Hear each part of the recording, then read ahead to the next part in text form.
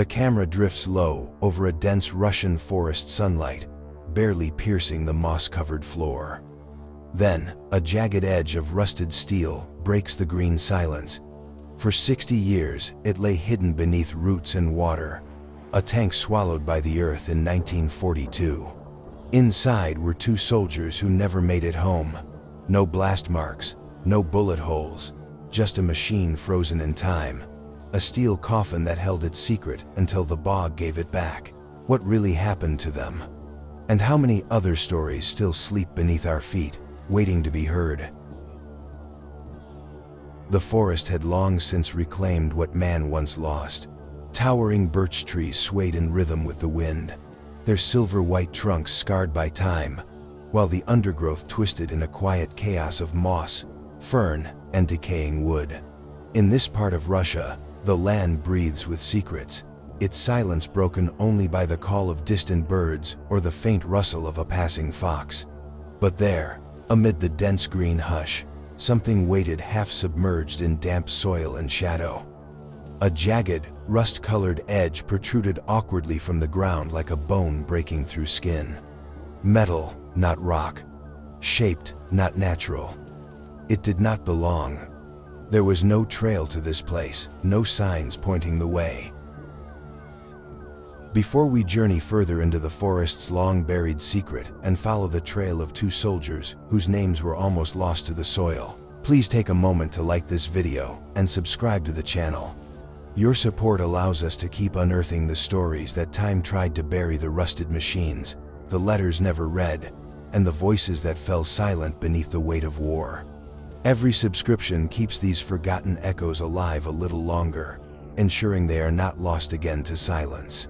What you do here may seem small, but for the memories we're bringing back to light, it makes all the difference. Thank you for remembering with us. Hunters stumbled upon it by chance, chasing deer, not ghosts, when one nearly tripped over a curved iron plate nestled among the moss. It made a sound, hollow and strange, when tapped. Curious, they returned with shovels, expecting a relic, maybe scrap. What they found instead pulled the past violently into the present. The object was part of a turret, sealed by time and bog. The steel was pitted and blistered by rust, but unmistakably shaped by war. Around it, the earth had caved slightly, sunken like a grave that had waited too long to be filled. The hunters called authorities, who called historians, who called soldiers, and soon, the quiet forest was no longer so quiet. They said the vehicle had been missing since 1942. A Soviet light tank, its number struck from records not long after it vanished. No one had looked for it. No one expected it to be found. For 60 years, the world moved on, wars ended, walls fell, nations changed their names, but here, in the peat-stained stillness of the woods, the machine had endured, untouched. Time didn't seem to pass the same way here. It collected, slowly, like rain in a broken cup. As investigators peeled back the layers of mud and root, what emerged felt more like a coffin than a combat vehicle. It was whole, eerily so. The hatch was sealed shut, as if whoever was inside had never left. Moss had grown over the tracks. Ferns curled along the gun barrel. Inside, they would later find fragments of bone, twisted cloth, and the unmistakable glint of personal things: a tarnished spoon, a bent cigarette case, the cracked lens of a pair of spectacles. Not much, but enough. Enough to remember that someone had lived here, had died here. The forest had kept their secret with the patience only nature can possess. It had covered them in silence, in dampness, in rot and root. It had given them anonymity, then absolution. But all secrets decay, eventually. And sometimes, even the earth grows tired of holding them. The wind shifted that evening. Those who stood near the site said it felt colder, heavier. Not just because of what they'd seen, but because of what they now understood. This was not just a machine, and not just a recovery. It was a reckoning. For 60 years, no one knew they were here. Now, the world would have to remember. The grain of old photographs flickers into focus, the shadowed bulk of Soviet tanks crawling across snow-blind steppes, their hulls frosted with ice, their crews little more than silhouettes behind armor and desperation. The images feel almost mythic now, framed in a time where the world had cracked open and swallowed millions whole. War machines grinding through endless forests, across rivers thick with winter, through towns turned to rubble. The tanks were instruments of force, of purpose, but some never returned. Some were left behind, consumed not in flame or glory, but in silence. Decades later, deep in a forgotten corner of the Russian wilderness, hunters picked their way through damp underbrush and fog-heavy trees. It was the dead season, when the earth no longer crackled with frost, but had not yet awakened to spring. The ground squelched beneath their boots, soft and black, and the bog stretched like a bruise across the forest's heart. They weren't looking for history. They were looking for game. One of them saw it first. Just a glint, a curve, a metallic whisper against the moss and shadow. He knelt, touched it. It gave a little beneath his hand. Not a rock. Not bark.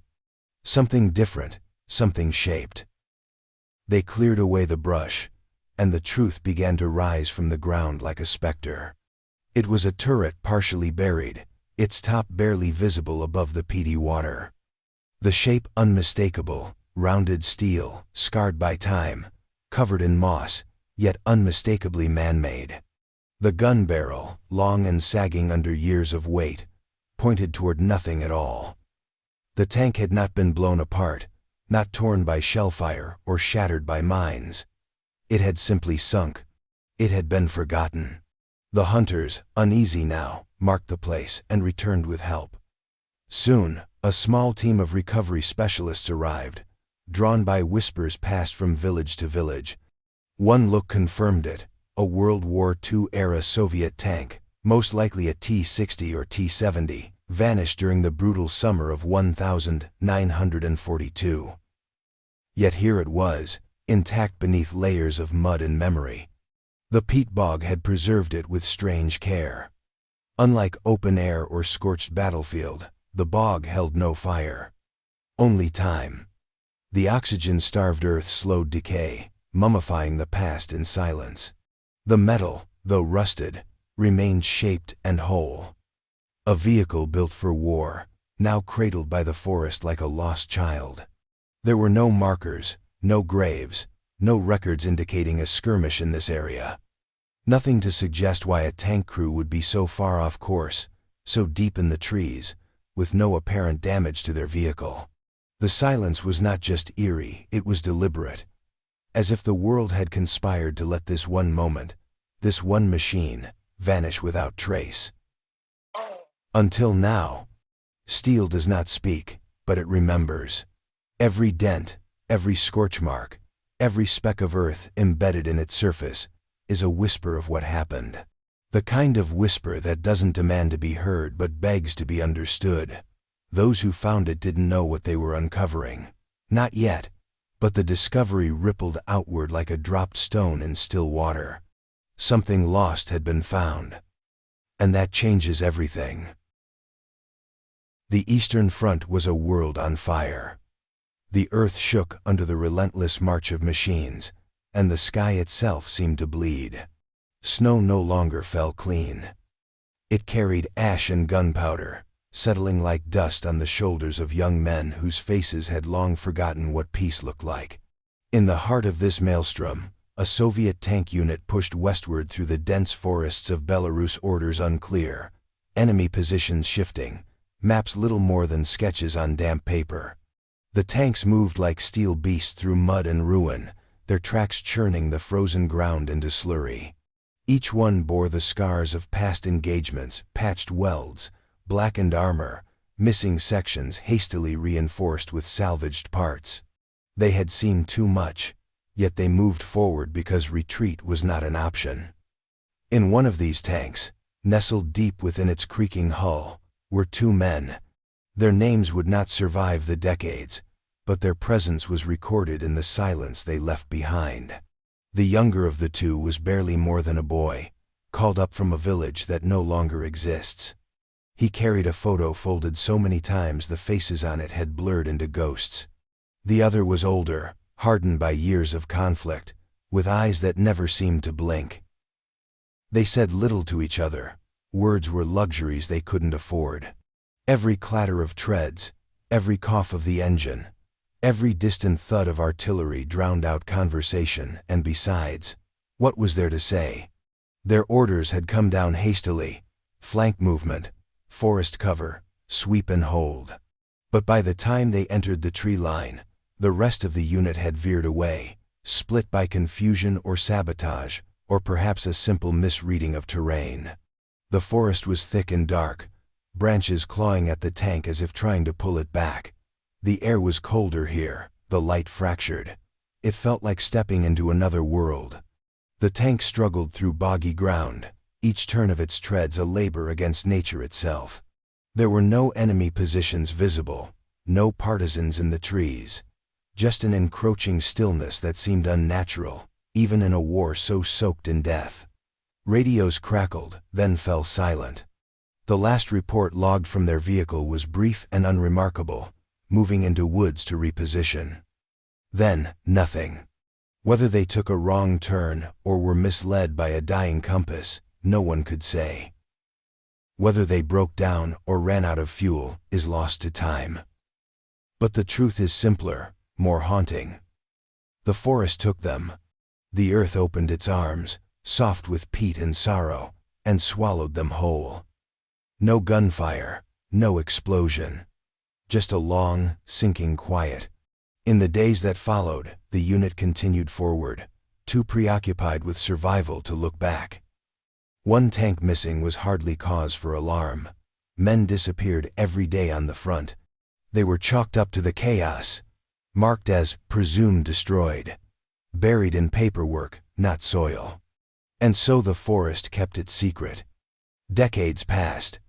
Trees grew thicker, roots wrapped tighter. Snow melted, froze again, melted once more. No one came looking. No one remembered. But the earth remembered. It always does. The archives are quiet.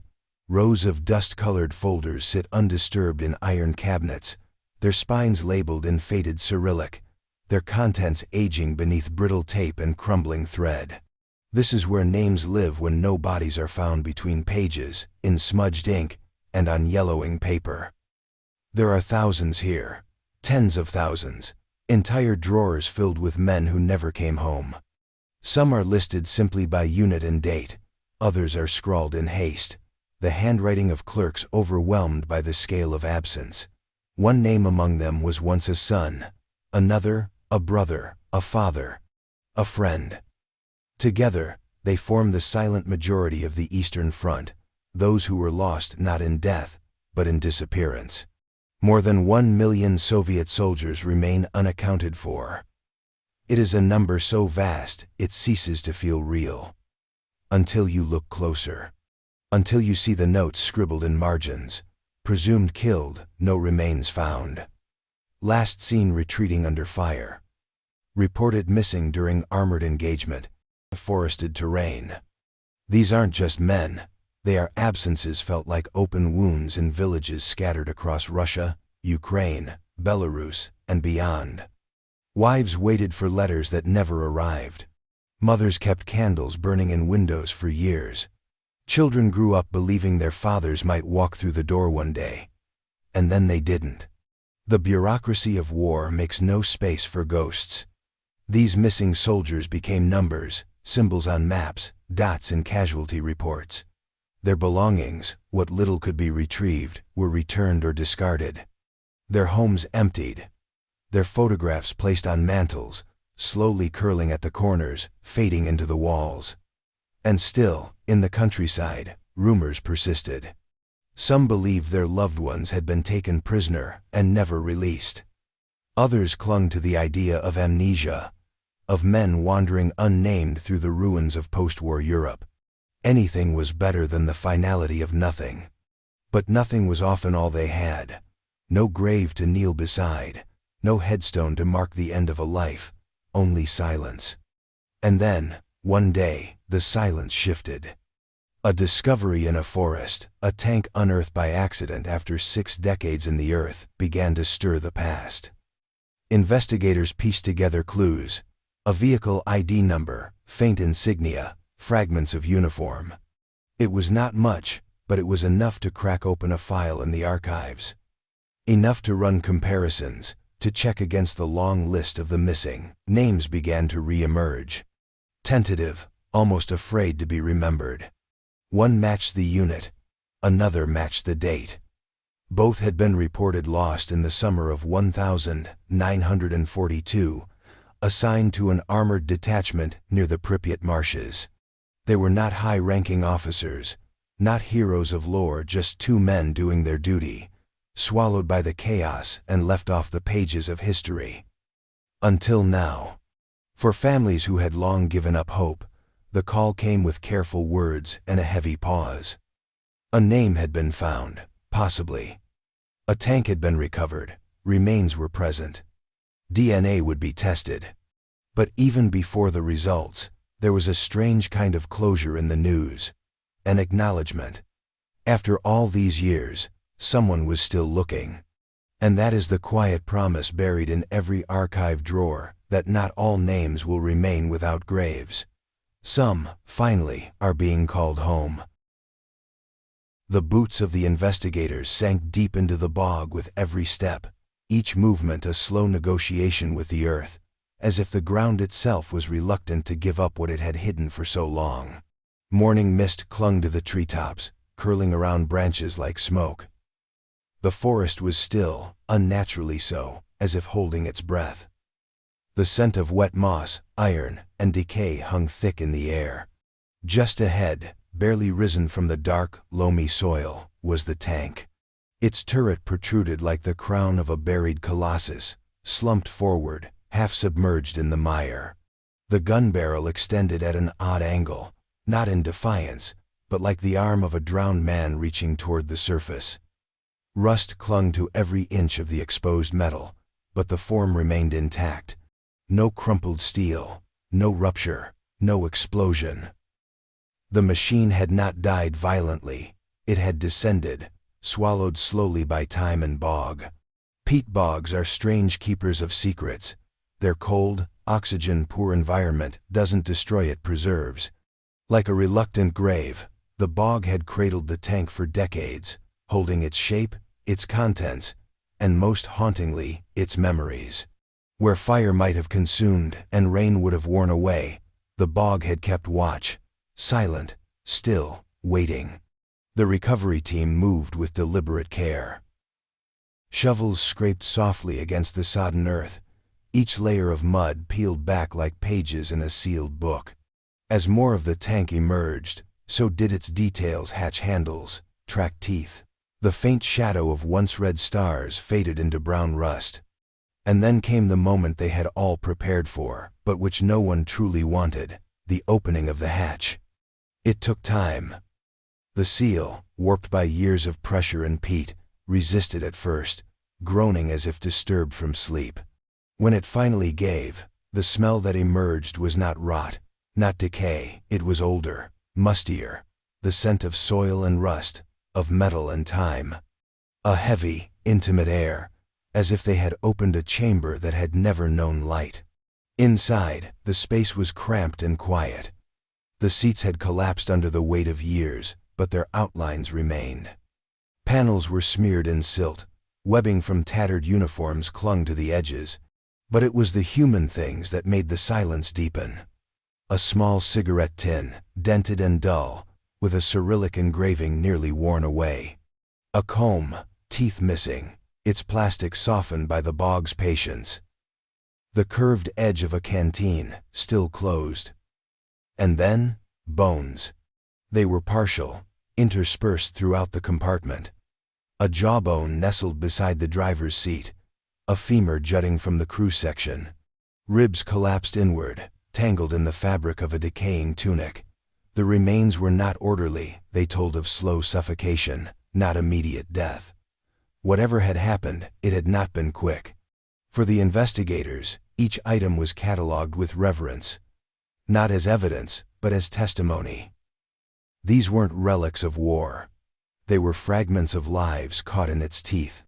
Each object a sentence in a story that had gone untold for 60 years. The tank had never left the battlefield, it had only sunk beneath it. The tracks in the mud were not fresh, yet they lingered in the mind, etched into the earth as deeply as into history. The machine had not moved in decades, but now, in the hearts of those who uncovered it, it began to stir once more. It sat in the earth as though it had never meant to leave. Not broken, not wrecked, just still. A tank preserved in such a way that, at first glance, it appeared to be resting, waiting, perhaps only recently abandoned by a crew who had stepped away moments before. The illusion was uncanny. Its metal hull, though streaked with rust, remained whole. The armored plates had not been pierced. The turret bore no sign of combat. There were no scorch marks, no jagged holes torn by artillery, no gaping wounds of war. Only time had touched it, and even that had been strangely gentle. The peat had done more than preserve it. It had cocooned the machine in silence. No air, no sun, no witness. Everything that had happened here, whatever it had been, had remained trapped beneath layers of moss and soil. The tracks, once gouging through the forest floor with purpose, had vanished under creeping vegetation, lost to all but the most patient of eyes. It was as if the tank had been lowered carefully into the earth, and time had folded around it, sealing it off from the noise of history. Inside the shell, the cabin was a mausoleum, a quiet space where the echoes of breath, of motion, had long since evaporated. Control panels still bore chipped paint. Gauges hung loosely in their frames, their needles frozen at meaningless angles. Dust clung to every surface, yet nothing inside felt truly ruined.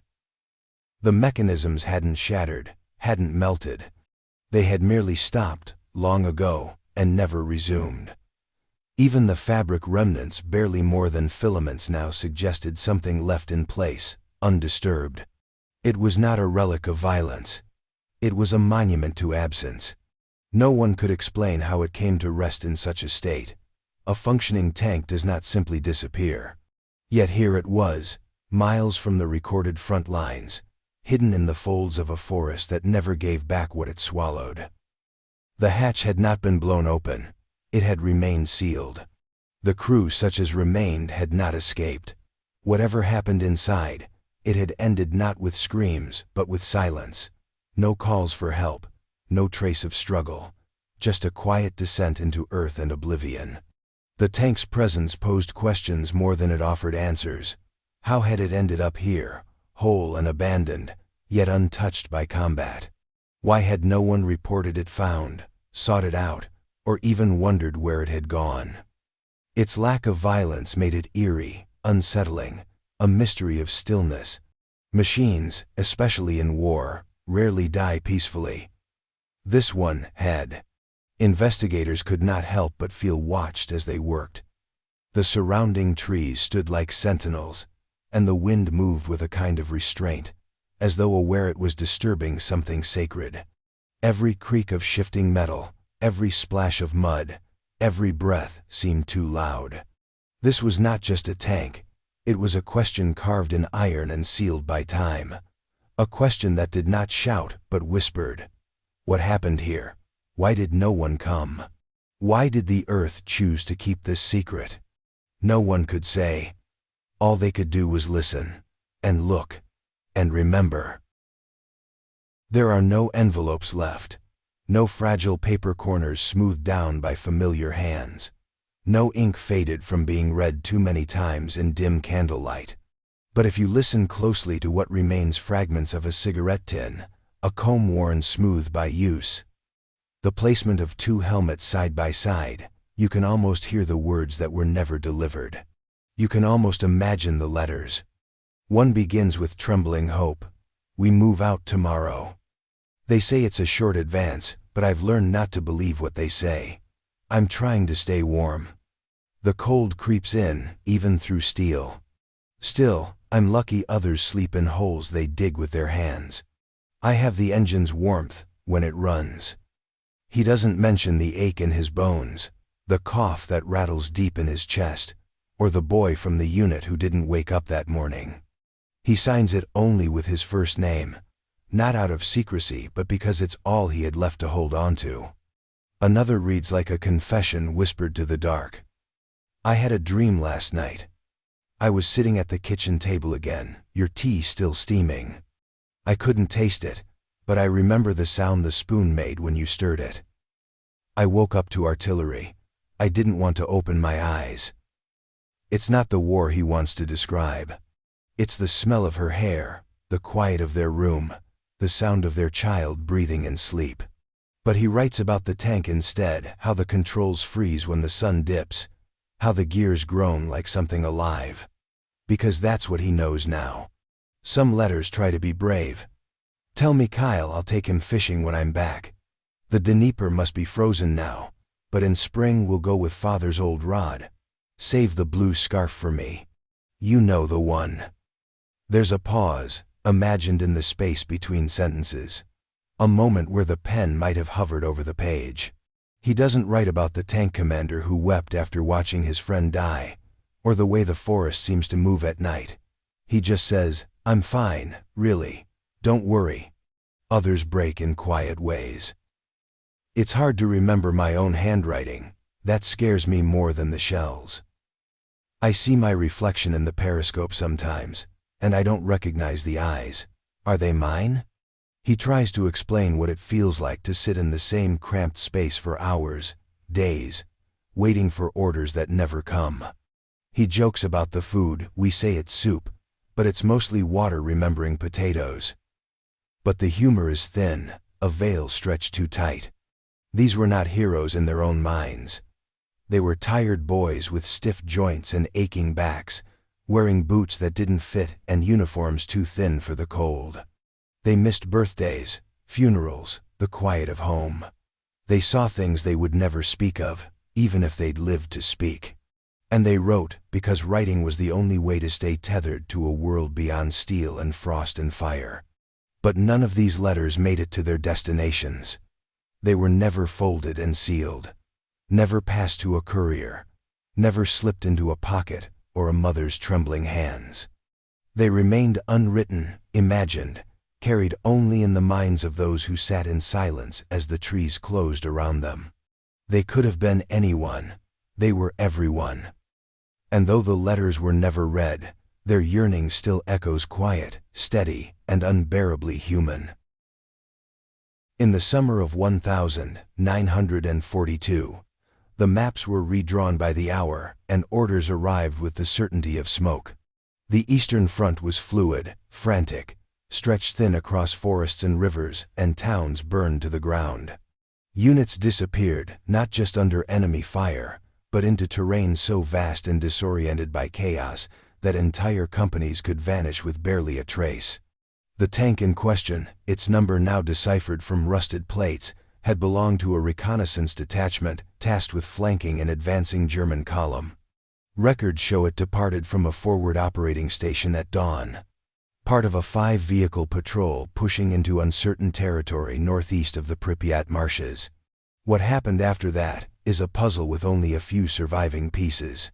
The unit's initial route took them along a forest trail known to be precarious in the wet season. The rest of the convoy made it through, delayed but intact. One tank reported mechanical trouble and halted briefly. That vehicle eventually caught up. But another, this one broke radio contact mid-transmission. The message was garbled, the signal faint, static. Then a phrase half-formed, repositioning through northern, and then nothing. Just a flat line of silence. In the fog of war, such gaps weren't uncommon. A broken radio, a dead battery, enemy interference. Any number of explanations were plausible. The tank was assumed to have been rerouted. It wasn't until days later, after regrouping, that anyone raised concern over its continued absence. Even then, with the Red Army in retreat across multiple fronts, the command structure was more concerned with holding lines than recovering strays. One report mentions the crew by name, but the entry is brief, Last contact, 1640 hours. Presumed lost in engagement. No follow-up investigation was conducted. But field notes discovered decades later suggest something different.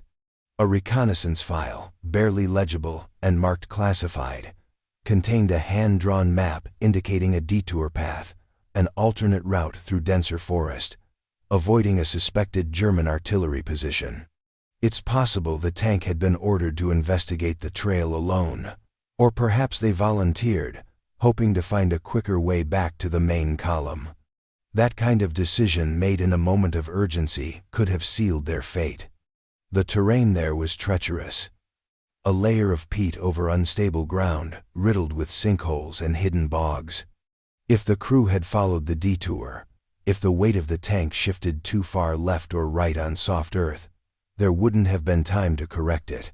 One wrong turn, and the machine would begin to sink, silently and irreversibly. No distress flares were reported, no calls for help, just disappearance. Their fellow soldiers assumed the worst. Captured, killed, destroyed. There was no chance to go back, no strength to spare. The war moved forward, dragging everything with it. And so, the names of the crew were added to the long list of the missing, their story compressed to a line in a logbook no one would read again. But the earth did not forget. It kept them exactly where they fell, not broken by enemy fire, but taken by the landscape itself. The war did not need to kill them violently. It only needed to forget them. And it did, for 60 years, until the forest at last gave them back. The front was a place where certainty died first. Coordinates shifted like mirages. Orders arrived late, reversed, or contradicted by the hour. Men were deployed without maps, tanks pushed forward without fuel, and whole battalions found themselves surrounded before they even knew the direction of their advance. The Eastern Front, in 1942, was not a line, it was a bleeding wound, stretched across thousands of miles, swallowing lives in its widening maw. In that kind of war, disappearance was not remarkable. It was routine. In the chaos of that summer, the Soviet and German forces were locked in a deadly tug-of-war. Villages were captured in the morning and bombarded by evening. Supply routes vanished under shellfire. Communication lines went dead as quickly as they were strung. Men moved through forests without knowing if the next tree hit a sniper, a mine, or nothing at all. In that shifting landscape, being seen was dangerous.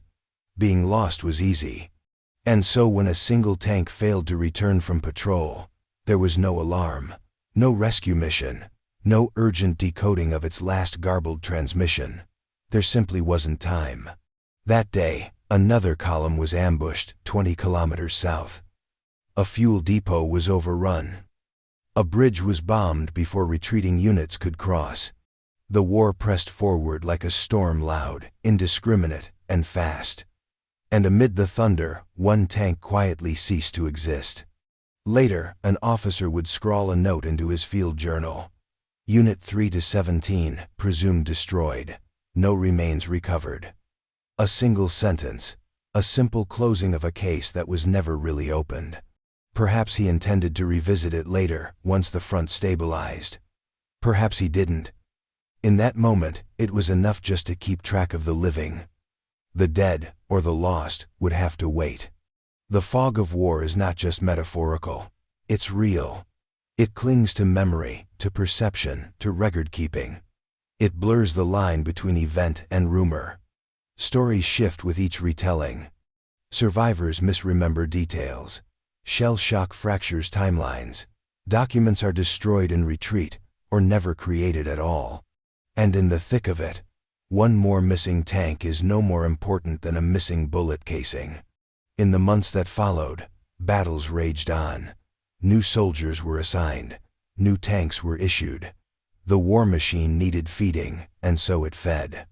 The crew who had vanished were quietly replaced. Their families were sent vague telegrams, missing in action. No one could say where, or how, or why, just that they were gone. Years turned to decades.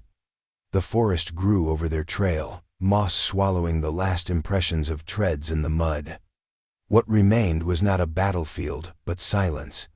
Trees rustled gently where once engines roared. Birds nested where once men crouched in fear. And beneath it all, the tank lay still, its outline softened by time, its secret kept by earth and water. The only certainty was this: it had never returned. Not to base, not to camp, not to the war it was meant to serve. It vanished not with a bang, but with a hush. And in a conflict known for its scale, its carnage, and its noise, that hush went unnoticed, until someone finally listened. The earth does not forget, it merely waits.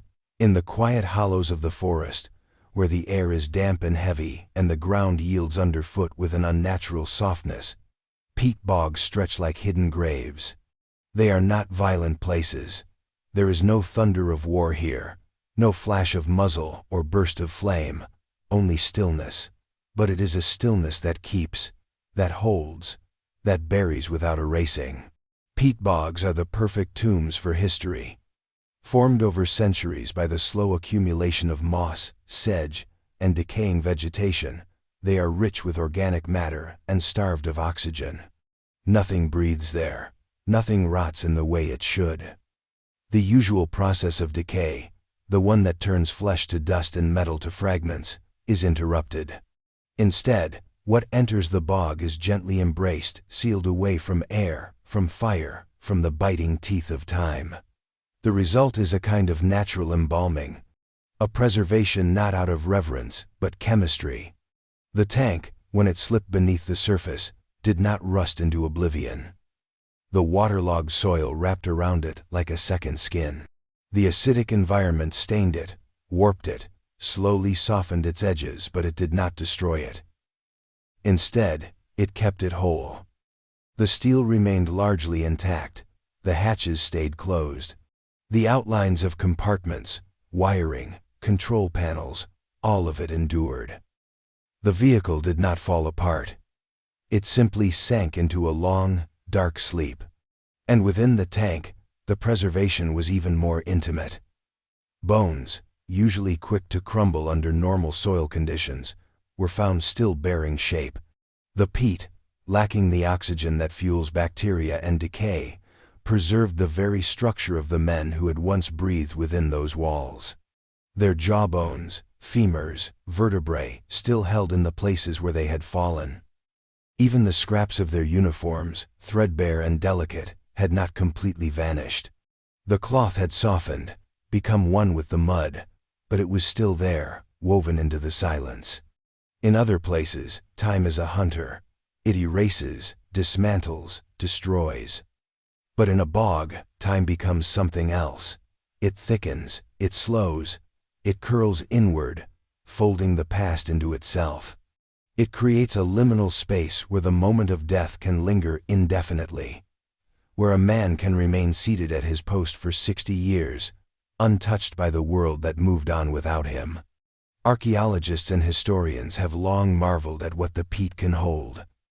Wooden tools from the Stone Age, butter buried by farmers centuries ago, the bodies of Iron Age warriors with their skins still intact. The bogs do not discriminate. They preserve what is given to them, whether by accident or ritual or war. They hold memory without judgment. And so, the tank became a secret kept in soil. A machine meant for destruction, turned into a mausoleum. A sealed world within a sealed world, resting beneath the trees while decades passed above. Until the forest shifted. Until the moss grew thinner. Until someone's foot struck something hard and cold, and the past stirred beneath them. The earth had buried them, yes, but not to forget. Only to wait for the right moment to let them speak again. The first sounds were shovels biting softly into damp earth. There were no crowds, no ceremony, just a team of men and women in padded jackets, their breath clouding in the morning air, standing at the edge of a shallow depression in the forest floor. Around them, the trees stood motionless, towering witnesses to what was about to unfold. Beneath the soil and moss, just visible through the folds of peat, the rounded outline of a turret peeked through like the brow of some ancient creature resting just below the surface. This was not a discovery announced with noise. It was whispered into, uncovered with reverence. Excavation began slowly, deliberately. The team knew what peat could do, how it preserved, how it clung, how it fought back against disturbance. A misstep could tear fabric, crack bone, shatter the delicate equilibrium that had kept this artifact asleep for decades. And so, they moved with brushes, with gloved hands, with small tools more often found in archaeological digs than military recovery. Each layer of mud peeled back was another moment returned to light. It didn't take long before the full shape of the tank emerged from the bog. The tracks, though partially collapsed under their own weight, were still in place. The wheels, some buried deeper than others, showed signs of stress but had not disintegrated. The turret sat still, its gun barrel sunken into the earth like a pointer aimed at something long forgotten. When they cleared away the foliage and slick mud from the front armor plate, the silhouette of a faded red star could still be seen, ghost-like beneath the grime. A crane was brought in, not industrial, not heavy, but compact and precise, capable of lifting without tearing. Ropes were looped beneath the hull, slung gently around points of structural integrity. The ground moaned under the strain, as the machine was slowly pulled from the clutch of the peat. It rose inch by inch, water streaming off it in black rivulets, clumps of moss and ancient leaves sliding from its surface like skin shedding in sheets. The sound it made was deep and low, as though the tank itself was exhaling after holding its breath for 60 years. Onlookers silent now watched with something more than curiosity. It felt like waking the dead. This was not a wreck. This was a memory with mass and shape, a sealed tomb of iron and time. As the tank was rotated, the light caught on something sharp metal gleaming through grime. Near the edge of the driver's hatch, partially obscured by decades of corrosion, a narrow rectangular plate came into view. Someone stepped forward, knelt, and gently scraped away the buildup with a plastic pick. Letters emerged. Numbers. A nameplate. Stamped in faded but legible Cyrillic was the designation of the tank's production origin, followed by a serial number, unique, traceable. There it was, proof. This tank had not simply vanished. It had existed, had been built, assigned, sent to war, and lost. And now, it was back. The nameplate turned this machine from artifact to identity. It would allow them to trace records, to match logs, to cross-reference the missing. It turned a relic into a story, a beginning into a return. As the tank hung above the pit where it had rested for more than half a century, dripping and groaning in its metal silence, the forest around it seemed to bow slightly. The wind moved through the trees with a long breath, and the ground, for once, gave something back. Under the soft, clinical light of the forensics lab, the past laid itself bare, not in words, not in photographs, but in fragments. Bone, cloth, rusted metal, and the intimate debris of vanished lives. The tank's contents had been transported with the utmost care, each item sealed, catalogued, preserved, not because they were rare, but because they mattered. Everything inside had once belonged to someone. Every thread and every shard had a name, even if it had long since been forgotten. The bones were delicate, earth-stained, but largely intact, remarkably so. A pelvis, a partial skull.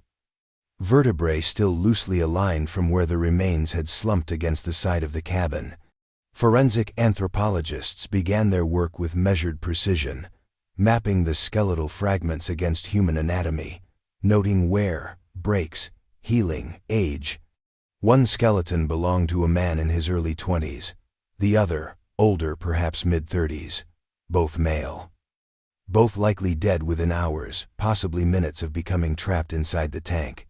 There were no visible blast injuries, no trauma suggesting a firefight, no bullet holes. Just the still hush of a machine that had stopped running and never started again. Scraps of fabric had fused with the metal in places. Standard-issue Soviet khaki, faded to a muddy brown. Small details clung to the folds. Uniform buttons stamped with the hammer and sickle, the clasp of a belt, the glint of a zipper. The items seemed almost too human for such a mechanical space. A comb wrapped in cloth. A locket with no photo inside. A watch face shattered but unmoved from its strap, as if time itself had ended when the tank had gone under. DNA was extracted carefully, slowly, and sent to a military laboratory in Moscow, where the process of matching it to archival family samples could begin. But parallel to the scientific work, the historians set their own quiet machinery in motion.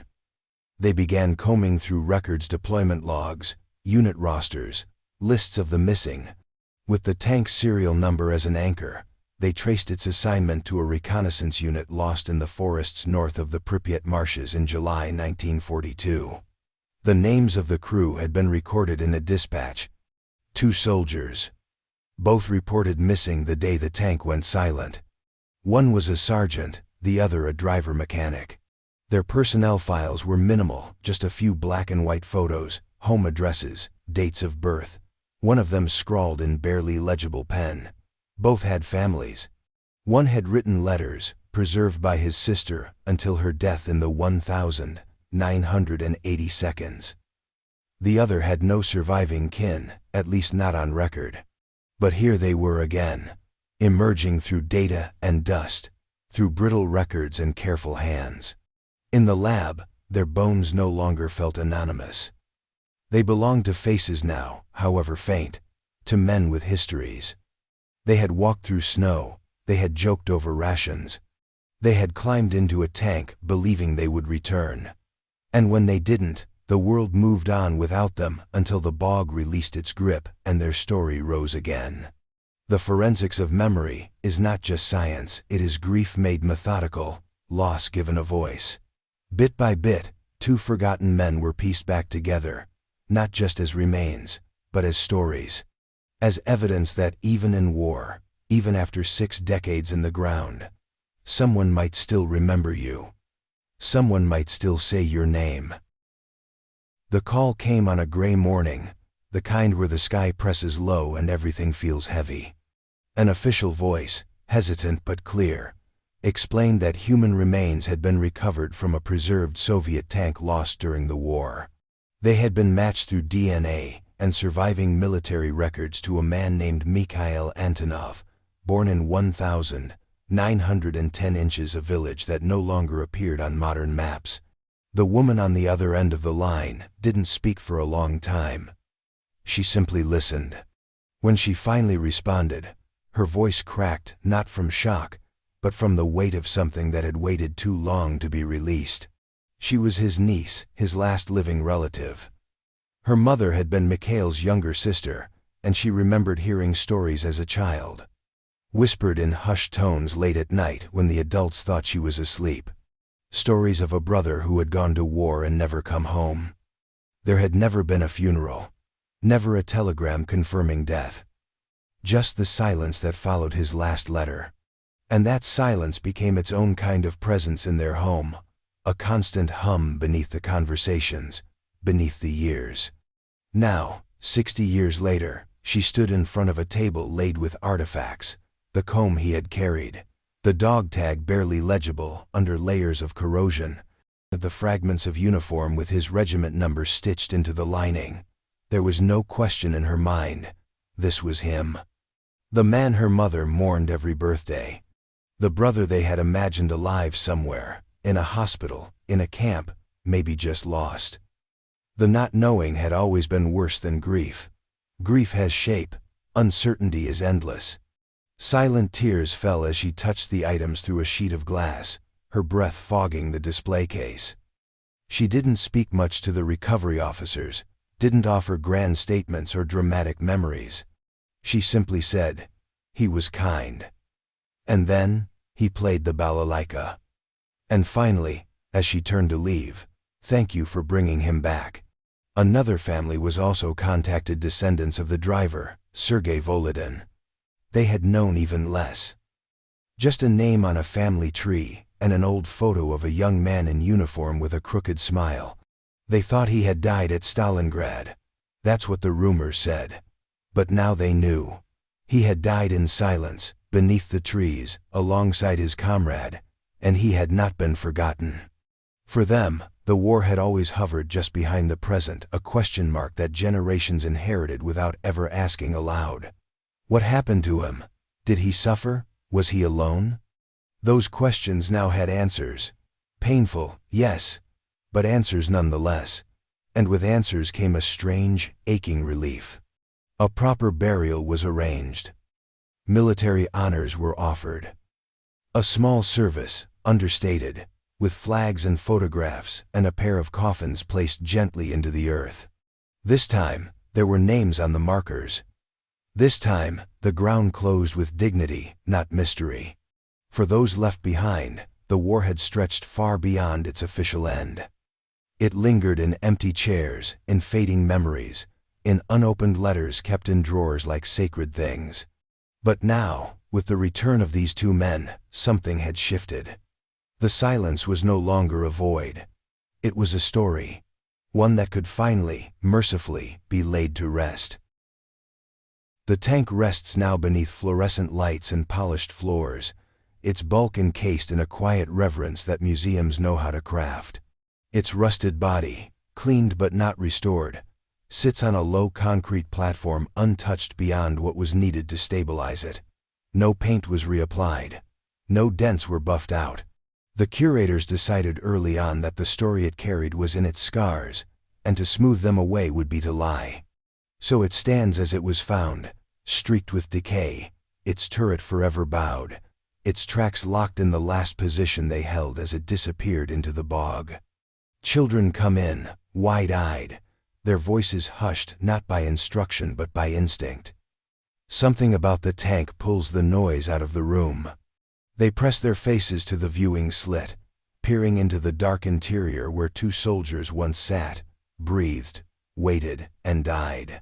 Inside, the cabin is dimly lit, just enough to see the outlines of the controls, the rusted gearshift, the collapsed seat frames. No mannequins, no stage scene, just emptiness. And in that emptiness, the presence of the past lingers heavier than any display. Some of them ask questions. Did it really have people inside? Was it in a battle? Others stay quiet, staring too long, perhaps without fully understanding why. Their parents stand nearby, reading the plaque that details the tank's recovery, the names of the crew, the strange miracle of its preservation. There is no dramatization, no glorified retelling, just facts, etched in metal and time. The tank is not presented as a weapon. It is a tomb, a memory with mass and weight, resting beneath museum lights not as a celebration of war, but as a warning. Its every rivet, every flake of rust, speaks not of victory, but of cost. The cost of being forgotten. The cost of silence. Visitors walk around it slowly, some with cameras, others with folded arms. Veterans, when they come, rarely speak at all. They touch the side, fingers trailing over cold steel, and sometimes close their eyes as if to see something deeper than the surface allows.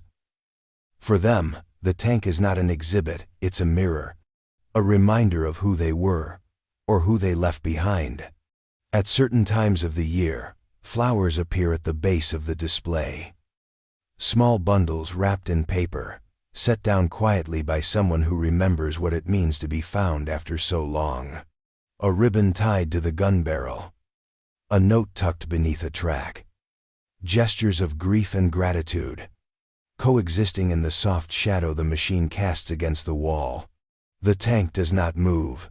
It never will again.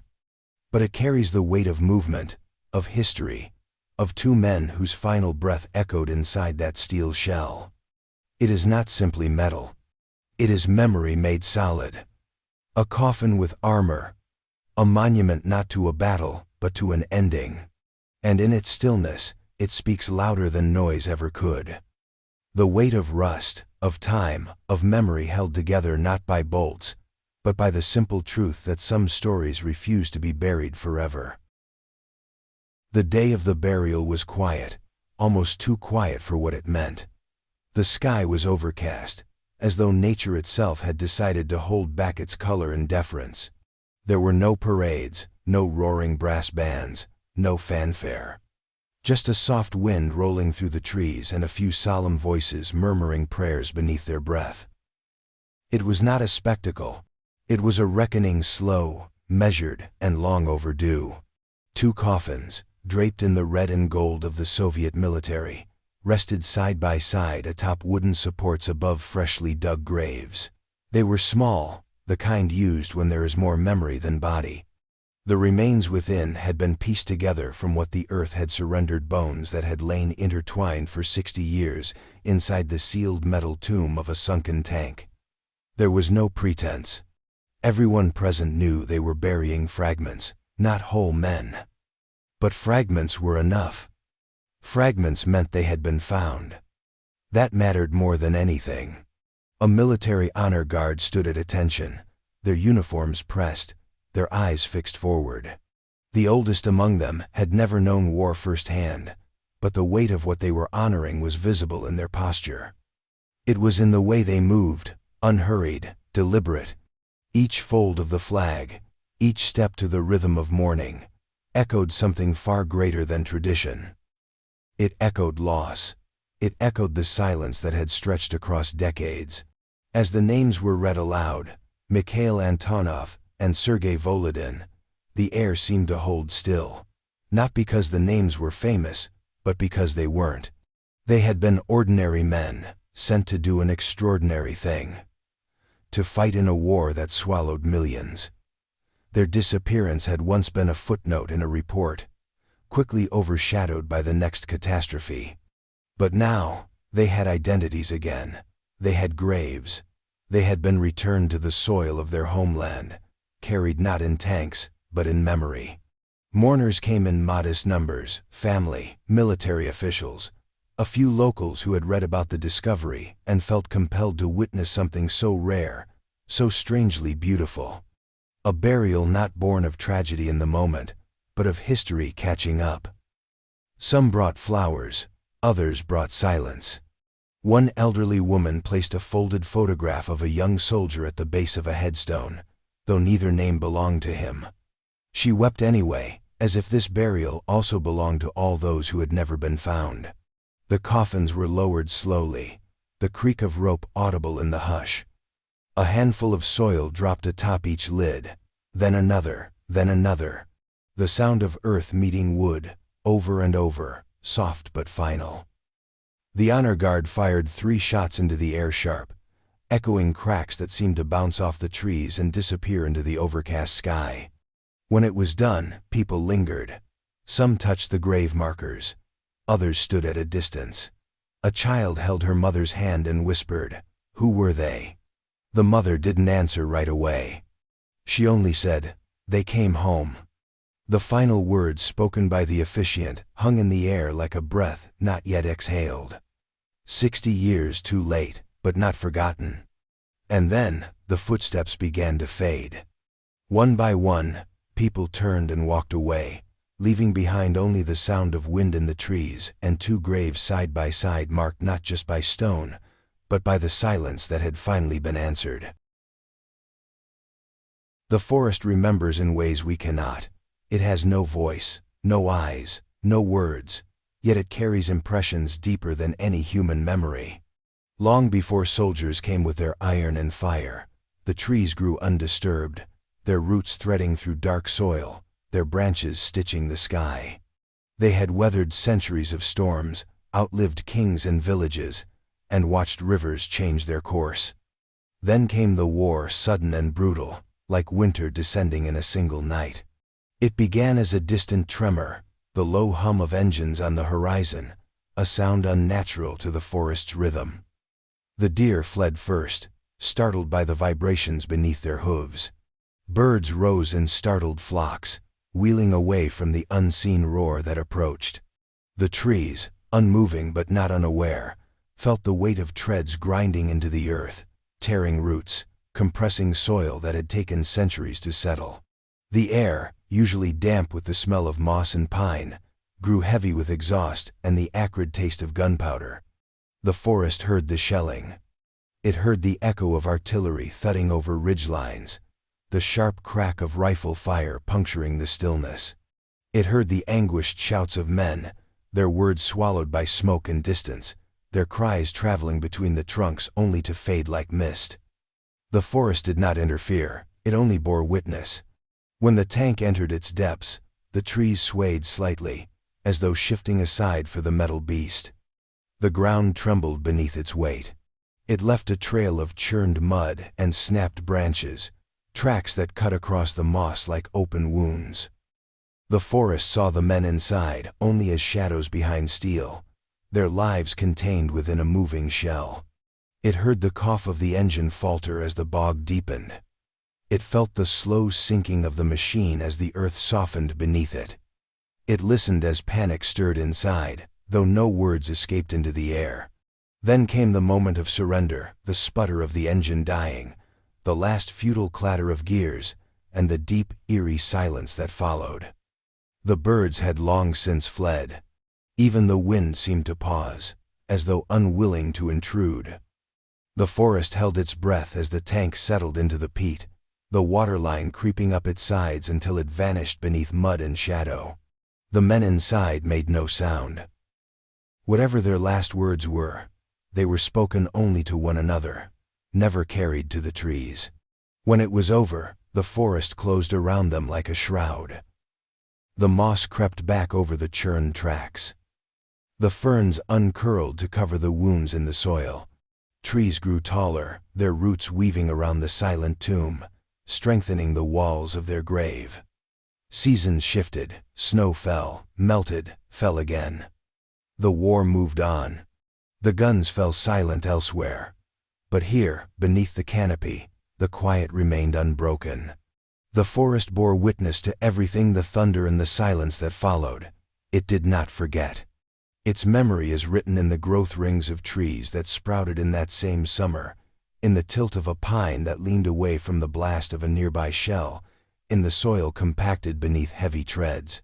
And when people came decades later, their boots sinking into the bog as they uncovered what lay beneath, the forest merely watched again. It offered up its secret without resistance, as if knowing the time for silence had passed. The wind moved through the branches in a low sigh, like a long-held breath released at last. In its way, the forest seemed almost relieved, because it had always known where the two men lay, waiting. Across the vast expanse of the former Eastern Front, the earth still keeps its secrets. Every meadow, every marsh, every stretch of forest hides echoes of what once unfolded there. The story of the two men in the tank is only one voice breaking through a chorus of silence. Thousands of other machines were abandoned in haste, consumed by rivers, swallowed by mud. Thousands of men were left behind in ditches, in trenches, in unmarked pits beneath unremarkable hills. Their stories remain suspended in soil, waiting for someone to stumble upon a clue, an insignia, a helmet, a single bone to bring them back into the light. Historians estimate that millions of soldiers from both sides were never recovered. That number is too large to picture, too abstract to grasp. But the ground does not care about statistics. It knows them as individuals, the weight of a single body in the mud, the imprint of a boot sole pressed into clay during a final step, the rusting clasp of a belt buckle that never loosened again. Each of these details is a heartbeat stilled but not erased. The war ended on paper in 1945, yet its remnants continue to sleep beneath the soil as if the guns never stopped. In some regions, farmers still unearth shell fragments while plowing their fields. Children stumble on unexploded grenades hidden beneath moss. A stray rainfall may expose the edge of a helmet long buried under leaf litter. These chance encounters are reminders that the past has not gone far. It lingers just below the surface, waiting for the right season, the right storm, or the right pair of eyes to reveal it. There are lakes rumored to hold entire convoys of tanks sunk during desperate retreats, their crews entombed inside, as if in underwater cathedrals of rust and silence. Divers who explore such places speak of seeing human outlines in the murky gloom, shapes caught mid-motion, forever poised between escape and surrender. The echoes of history are not just physical. They are carried in the stories of families who still do not know where their fathers or sons went missing. Generations grow up with empty graves, with names etched on plaques but never accompanied by remains. Old letters, stained and fragile, are kept in drawers like relics of faith, as though words on paper could substitute for the presence of a body. For those families, the war has never truly ended. It stretches like an invisible thread from the past into the present, tugging whenever a discovery like the buried tank is made. The recovery of even one soldier offers something beyond closure. It offers proof that remembrance is possible. That time, though vast and indifferent, can still surrender fragments of those it has hidden. Yet for every story unearthed, there are countless more still buried beneath layers of sediment and neglect. Forests grow denser, swamps expand and contract with the seasons, and rivers shift their courses, concealing what lies at their depths. How many tanks still rest beneath reeds and peat? How many rifles are locked in the embrace of tree roots? How many skulls lie cradled in the mud where no one will ever think to look? The question haunts the present because it refuses to be answered. There is no full tally of the forgotten. Only glimpses. Only echoes. And every echo suggests the presence of more. The weight of all the untold stories pressing from beneath the surface of fields where children now play. Of forests that whisper in the wind. To stand before the recovered tank in the museum is to understand that what has been found is only a fraction of what was lost. The silence that surrounds it is not empty. It is crowded with the unremembered. The discovery of Mikhail Antonov and Sergei Volodin does not close the chapter on the war's missing. It merely turns the page to reveal how much remains unwritten. The echoes continue, waiting for other hands to dig, other eyes to notice, other hearts to care enough to listen. The war ended with signatures on paper, with parades and photographs of flags raised over shattered cities. Nations marked its conclusion with monuments and anniversaries, with books and medals, and speeches about sacrifice and victory. But for two men sealed in a tank beneath the dark waters of a bog, there was no ceremony, no declaration of peace. Their war lingered in the airless space between steel walls, in the mud that seeped up around their boots, in the breath that fogged against cold metal before it finally stilled. Time moved on without them, but they remained where they had fallen, trapped in that single, unfinished moment. Decades passed as if on another timeline altogether. Forests matured, roots spreading in slow spirals around the silent machine. Winters came and went, snow burying the site, thawing each spring to release the same damp silence again. Generations were born, grew old, and died, unaware that just beneath the soil, two soldiers kept their watch. The world above changed its borders, replaced its flags, rebuilt its cities. New wars came and went. But below, the scene stayed as it was in 1942, unchanged, unspoken, unseen. It is easy to believe a war ends when the fighting stops. But the ground tells another story. It keeps what is left behind. The lost, the unidentified, the disappeared. For their families, the war remained a question mark, written across decades of birthdays, empty chairs at wedding feasts, letters unanswered.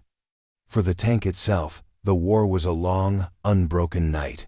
The peat sealed it like a tomb, guarding the silence that no gunfire had shattered. There was no one to close their eyes, no one to lower a flag, no one to speak the words that mark an ending. In that sense, the war had never truly stopped.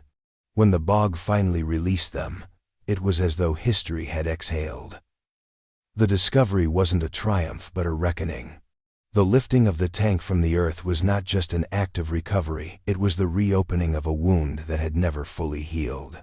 Those who stood watching as the steel coffin emerged from its watery grave felt a chill not from the cold, but from the weight of what it meant. That the past can stay buried for decades, but it never disappears. It waits for us to find it. The two men, once nameless and forgotten, were at last given graves, and their story became part of the larger tapestry we tell about that war. Yet the truth lingers, heavy and uncomfortable, that theirs was not an isolated fate. The forests still cradle others, lakes still hold convoys that vanished without a trace. Fields still cover shallow graves, whose markers were lost to snow and time. For those silent legions, the war stretches on in a strange, suspended present. Standing before the tank now, one cannot help but sense that we live among unfinished chapters. History is not neatly bound. It seeps into the soil. It waits in the dark water. It echoes in the hollow of rusted shells. The official dates tell us the war ended in 1945. The forests and bogs tell us otherwise. The war may have ended in 1945, but for two men in a tank, it ended in a bog, silent, slow, and invisible, until we listened.